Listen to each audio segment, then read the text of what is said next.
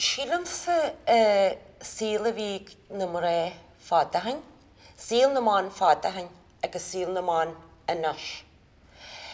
Bhí se inta cruaig na ré fádahain, caiith mar sin na ré. Ní ró, gaithe bí acu, bhí hananne óid a bhain, bhí hananne a bhagan, ní ró nanne gong go dtí bhí go daile. Na ní ró gaith ag nanne. Agus dybyr sydd cruaig. Ní ró anil níachan, ní ró anil saicha, ní ró gaithe bí bhí álatha acu, bhí síl inta cruaig. Síl na mán inniu, de lagad a bhéir a chur chrypa, tá an rud agad. Ach sin réite, tá ma deanna ghil ní smó brú na ré inis. Caiith siad ahan rud a bhí acu.